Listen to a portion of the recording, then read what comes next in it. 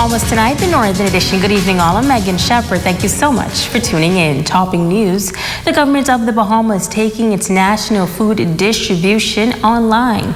A task force has been set up to provide emergency food assistance for vulnerable Bahamians and residents affected by the COVID-19 pandemic. The public-private partnership is delivering emergency food assistance for 12 weeks from June 1st to August 31st to the tune of $18.2 million. The National Food Distribution Task Force is set to officially launch its online platform this June 26. A number of private and non-governmental entities are partnering with the government of the Bahamas to provide food vouchers and parcels to thousands of households across the Bahamas. Chairperson of the task force, Susan Larson, notes that the entire country has been divided into zones, which are identified as Grand Bahama, Abaco, Eleuthera, New Providence, Northern Bahamas, and Southern Bahamas. Grand Bahama zones are divided into 5 areas, and you can see them in their color-coordinated areas here. And obviously I haven't captured the entire length of the island here, but the rest of the island is all the same zone. The government of the Bahamas is providing 85% of the funding at $16 million, while NGOs have contributed $2.82 million. Registration begins at 10 a.m., and Larson is encouraging heads of households to sign up online or reach out to a zone leader on your island.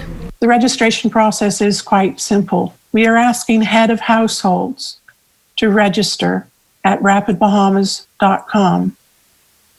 Once the person registers, once the head of household registers, an email will be sent assigning that person to a designated zone. The head of household will go to the designated distribution center in their zone and check in. They will receive a food voucher or a food parcel, and criteria will be explained to them so they can understand what to expect moving forward. Now, based on the uncertainty still looming in the country due to COVID-19, Larson acknowledges that there is still a possibility for the program to be extended beyond August. However, she is encouraging all entities and persons that can to donate funds, goods, or time to continue to do so, as that will make the program more successful. You know, the whole impact of COVID on our economy and on our livelihoods is very real, and at what rate the economy will recover and people will get back to the levels of food security that they had previously to COVID and previously to Dorian is certainly not a known figure. What we do every week is we analyze what is going on. We certainly aren't going to suddenly end a program on August 31st. The program right now has been defined by the government as a 12-week program, but I have every indication that they will review the data and continue the program as the conditions on the ground warrant. Now, during the 12 weeks, families will receive weekly vouchers or parcels. Basically, we have, as I said, they're both engineered for families of 4, but we do obviously recognize, as I said in my presentation, that not all families just have 4 members in them. So we do give out multiple parcels, multiple units per household to cover the number of persons in those households, up to 3. So basically that would, covering 9 people living, 12 people living under one roof. And that's every single week, both through the voucher or through the food parcel. Certain requirements must be met in order to qualify. Now, here on Grand Bahama, a number of entities have come together to make this zone a success, including the Grand Bahama Christian Council, the Grand Bahama Chamber of Commerce, the Grand Bahama Port Authority, and the Office of the Prime Minister, Grand Bahama. Chair for the GB Food Task Force, Raquel Benabi Hart, gives a breakdown of what has been distributed on the island thus far. To date, we have had the opportunity to service last week, approximately 735 families, and this week to date, so far, 750. Our numbers are growing exponentially, as you would know, on the heels of Hurricane Dorian. And of course, with COVID-19 has compounded the need for the assistance, food assistance here on the island of Grand Bahama. And so we're thankful to our supporting partners that include key NGOs, that's the Red Cross here on Grand Bahama Island, as well as the Calvary Temple Church, Jubilee Cathedral Church, Reach Out Ministries, which is headed by Dudley Sade, and also the Salvation Army. And so they have been our 5 leading supporting partners, as well as some additional churches in the community and other feeding organizations in the community who have volunteered and have been partnering with us. She says she is thankful to the local food stores that have been working with the task force to supply food at discounted and affordable prices. Now she is encouraging corporate Grand Bahama to continue to support the local task force as the number of persons signing up for assistance is expected to rise.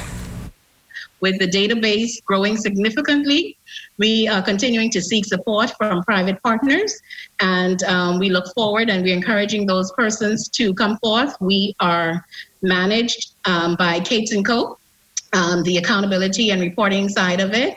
Cates & Co. have been working diligently with us in that aspect. So anyone wishing to write a check to Grand Bahama can please do so to Cates & Co., who have been managing that process for us. We're also very thankful to our other key stakeholders, including our food stores on the ground, who have been offering significant discounts for purchases of the food vouchers. The Ministry of Youth, Sports and Culture in a press release announcing the cancellation of the National Youth Summer Program. You may recall that the youth program provides job opportunities for both high school and college students for 1 month each during the summer school breaks. Now, once again, the government of the Bahamas wishes to inform the general public that the Ministry of Youth, Sports and Culture's National Youth Summer Program has been canceled, and they apologize for any inconvenience caused. Another group of Bahamians now on the unemployment line, and the union contends that the terminations were done without consultation or union involvement. Tonight, the Vice President of the Bahamas Hotel Managerial Association calls this illegal and contends that it sends the wrong message. Shashina Roll-Farkas. We don't know We don't know what is happening. We don't know what the board is doing. Vice President of the Bahamas Managerial Association, Kirk Russell, hosting an emergency meeting with staff of the Grand Lucayan Resort after he says the union was made aware through staff members that they were terminated. But he contends that there was no communication to the BHMA that employees would be laid off and given severance packages, an act he says is illegal. He alleges that employees were asked by management of the hotel to come in to review the 13-week national insurance benefit, but instead they were fired. The act speaks to what should happen. We were not given any information. So the only thing I could tell you that I was made to understand is that person whose NIB unemployment benefit would come to an end up to July 15th. I'm understanding that those individuals would have been the ones who would be severed this week. And then I was told by some of the staff who were not in that, because some of the staff who just went up to check, and those persons were end of July, August, and they were informed, at least that's what they told me, that they would be severed when they reached to the end of the road with their NIB. So we don't know what is happening. The government purchased the hotel back in 2018 from Hutchison Lucaya, and since then the property has been managed by Lucayan Renewal Holdings Limited under the chairmanship of Michael Scott, who is responsible for operations and management. When asked how many persons were laid off, Russell contends that since the union was not consulted, he has no idea. He believes that this action by the government sends the wrong message. We understand that a lot of hotels are not opening. Club Fortuna, other hotels, there's been no word on Grand Lucayan when that will open. There are only boutiques hotels open on the island. And so if we're talking about not whatever we're doing at Grand Lucayan, I mean, where do you go? Where do you go as a people, as a worker? And so Mr. Ferguson is very concerned. He is very concerned mostly about the process. He is concerned that this is the only government-owned hotel in the country, and if we set poor examples as to how we should follow the law, what do we say to Atlantis? What do we say to Bahama? What process should they take? He says, based on his information, this is the first phase of the layoffs for the Grand Lucayan workers, and notes that it is imperative that the government meets with the union. So that means the government is bargaining with the worker illegally outside of not only good industrial relations, but the law. The union is the sole bargaining agent for the worker. You don't have the authority to bargain with the worker. And so this is, if what I'm hearing, that the company has already engaged in separation of BHMA members, that is an utter disgrace and a crying shame, because you can't say to the private sector, follow the law, and you as government decide to circumvent the law. Shashina Rolf-Farquharson, ZNS Network News. Now, the chairman of the Lucayan Renewal Holdings, Michael Scott, releasing a statement this afternoon on the employee separations and termed it a fulfillment of obligation under agreement for sale. Based on the release, a phased separation of employees of the Grand Lucayan Resort commenced with effect from June 24th, 2020, as a condition of the agreement for sale with Bahamas Ports International executed on March 2nd, 2020. Under the terms of the agreement, the Lucayan Renewal Holdings Limited is obligated to complete the process prior to the transfer of ownership. The severance exercise follows the complete exhaustion of all vacation leave bonuses and the National Insurance Board 13-week unemployment benefit, estimated at an overall cost of $1,837,473.01 for 116 employees. The formula for the payments to the presently departing employees, some of whom have been employed with the hotel for 20 years, is based upon the same ministerial approved calculation as that of the former employees who received separation packages totaling $6,704,508 under the two voluntary separation exercises held in 2019.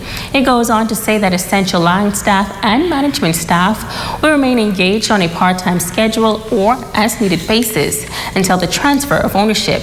This will include administration, security, golf course, and property maintenance. Electricity consumers on Grand Bahama hit by another power outage last night.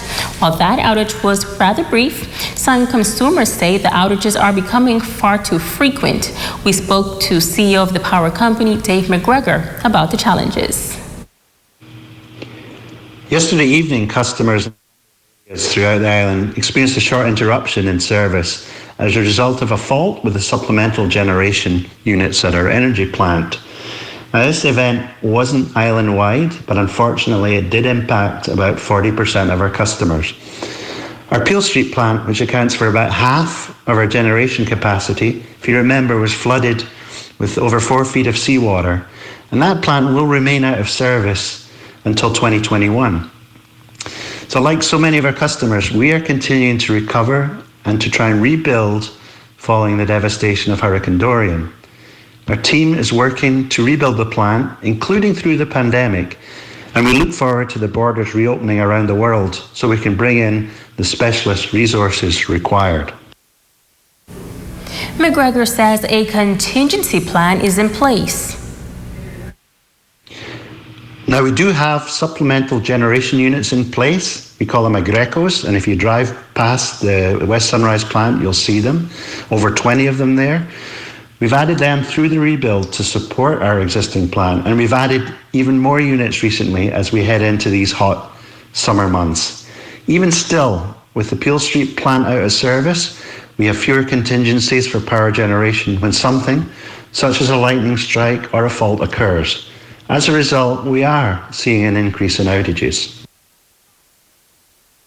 Good day, my brothers and sisters. Today I want to encourage you by reflecting on some of the words of the psalmist in the 19th Psalm. In verse 1, David proclaims that the heavens declare the glory of God, and the firmament shows his handiwork. In this beautiful song of praise, the psalmist is encouraging us to look up and reflect on God's glory as seen in natural revelation. Yes, in a time when many are finding it easier to hold their heads down and talk about what's not going right in their immediate environment, I challenge you to lift up your heads to the heavens and thank the Lord for the beautiful environment He has blessed us with. Psalm 46:10 says, "He will be exalted among the nations. He will be exalted in the earth." Each day as you wake up, take a few deep breaths and thank the Lord for the beautiful environment He has blessed us with, and commit yourself to declaring the glory of God afresh.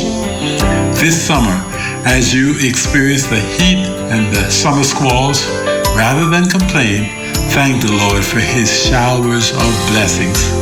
For He uses the rain to purify the earth, and He causes the plants to grow, blessing us with a kaleidoscope of visual beauty and the succulent fruit and vegetables of the earth. Even during the thunderstorms, we can sing praises to the Lord as we did when we were children. Yes, when you see the lightning flash, say hallelujah. And when you hear the thunders roll, shout out, praise ye the Lord. We in the Bahamas experience the earth declaring the glory of God's handiwork daily. Nowhere else have I seen such stunning shades of blue, green, and aquamarine than in the waters of these beautiful islands. We cannot take credit for that, but let's daily lift up our voices to give credit where all the credit is due and declare the glory of God in the heavens and on the earth. My encouragement to you today is, as you reflect on God's glory, please allow God's glory to be reflected through you. Amen. You're watching the Bahamas Tonight, the Northern Edition. Don't go away. There's more news right after this break.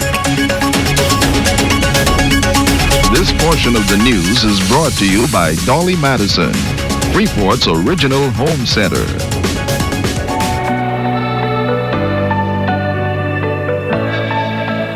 Here are a few tips on how you can prepare and protect your family and home during this hurricane season. It's important to secure your property. Check your insurance documents and make sure that they are up to date. Be sure to place all important documents like conveyance or deeds to your home, house plans, and passports in a safe and secured water-resistant bag. Making digital copies are also a great way to manage a backup system for your information.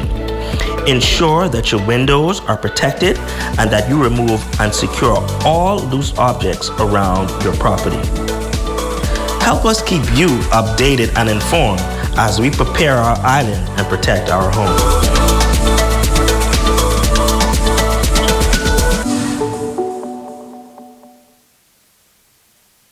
Congratulations to Samuel Knowles Jr. for graduating as head boy with honors and a 3.5 GPA from 8 Mile Rock High School from his parents Yvonne Knowles and Roscoe and Monique Kim, sisters Samantha, Sarah, Francis, and Tamara, brothers Roscoe Jr. and Dominic. Look what the Lord has done.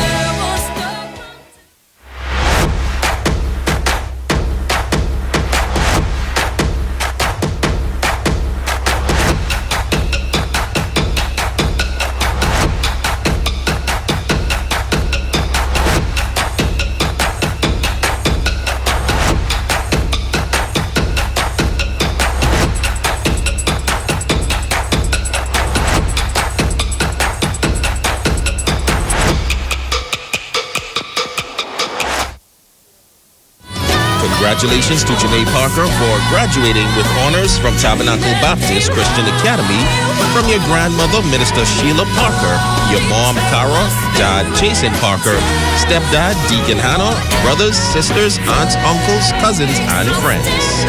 They are all very proud of you. We've survived Dorian, experienced a pandemic, and through it all, Grand Bahamians have prevailed. So has Island Bedding. We are here standing strong with our community, providing high-quality mattress and bedroom furniture sets, along with pillows, sheets, and comforters. Everything you need to make your bedroom your own. We are open 9 to 5, Monday to Friday. So come on down to Island Bedding. Due to the necessary response to COVID-19 world pandemic, you have suffered job loss, backed up bills, major financial business loss. You may feel so frustrated because it seems there's nowhere to turn. Well, Jesus is the answer. He's the only answer. Why not talk to someone who cares, someone who is willing to listen? Call the Encounter Call line. The numbers are 242-826-6779 or 242-826-7476 is the number to call now.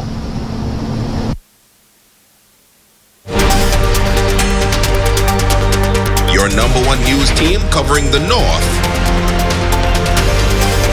The Bahamas Tonight, Northern Edition. Welcome back.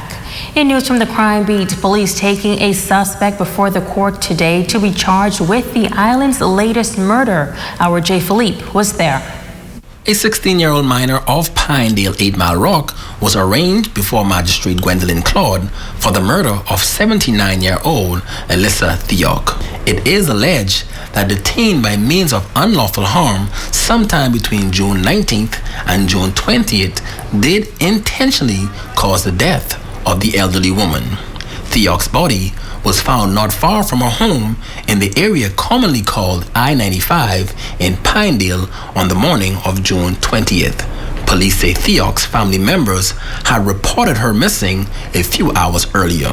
Now, the teen was not required to enter a plea and was remanded to the Simpson Penn School for Boys.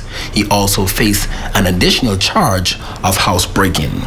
It is also alleged that the accused unlawfully break and entered the dwelling house of a resident in Martintown and stole a TV, Android box, a black LG DVD player, altogether valued some $400. All of the items were recovered. The teen was represented by attorney Keith Seymour. Both matters were adjourned to August 4th when he is expected to appear before the juvenile panel. I'm J. Philippe, ZNS Network News.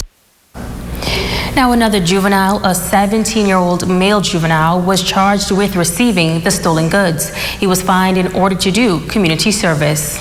Don't go away, there's more right after this break. Sure and check out all the new things you can do now in the Alive app. More ways to pay, still connected, alive. Hi, I'm Wes. I like to put some shoes on your feet. Hi, I would like to put some shoes on your feet. Hi, I want to put some shoes on your feet. I want to put some shoes on your feet. Hi, I want to put some shoes on your feet. Let us put shoes on your feet.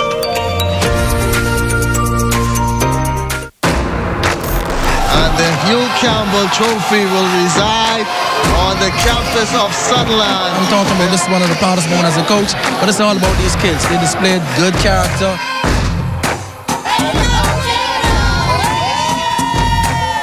I feel in a whole roller coaster. I feel nervous. I feel excited. So excited for this moment. I've been waiting so long for this. In the face of adversity, we must continue to push forward. And this year, we, as students, have had our share of adversity. As we prepare to leave this great institution, Uncertainties and obstacles lie ahead. But most importantly, opportunities lie ahead. This is not the end of the book, but the beginning of a new chapter. I hope that we all remain focused and continue to chase our dreams.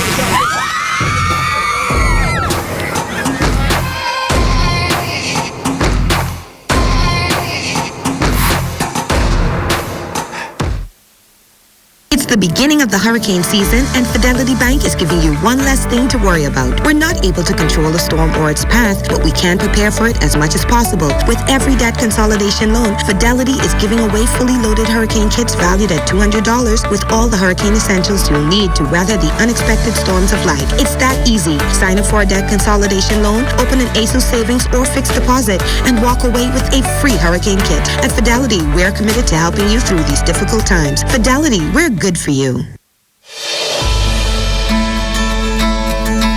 Each hurricane season brings unpredictable conditions. We don't know what to expect or how it will impact us. But what we do know is as a team, as a community, we're stronger together. And there's no weather system that we'll allow to break us. We may be down for a while, but definitely not out. Just like you, know that we are prepared to weather this storm season. It's what we do. We know that you count on us to power every moment of every day. And that is why, when there is an outage, we respond quickly, safely, to troubleshoot and restore the power to all of our customers. So as we're prepared to take care of you this storm season, ensure that you, your families, and your homes are prepared.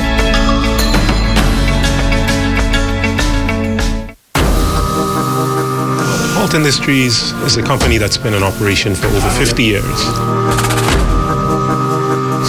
We provide both wholesale and retail products such as cleaning chemicals, sanitizers, disinfectants, janitorial supplies, paper products, dispensers, insecticides, swimming pool chemicals, and equipment.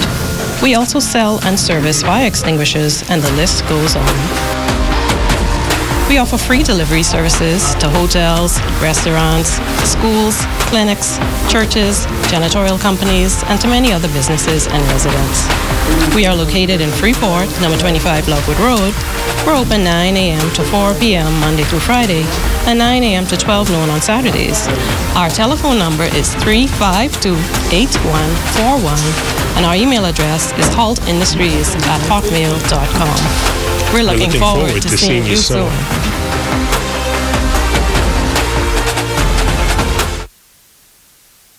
Congratulations to Jacovia McKenzie, honor roll graduate from Aquinas College class of 2020. With much love coming from your parents, Inspector Lorenzo and Superintendent Janet McKenzie, Brother Jamiko, Grammy Ige, aunts, uncles, and cousins, especially Auntie Nettle. Continue to rule and reign.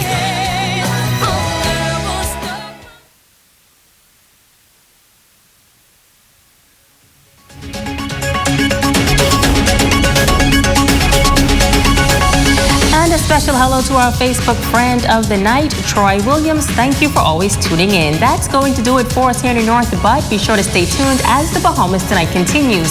On behalf of the entire news team, I'm Megan Shepard. Have a wonderful evening.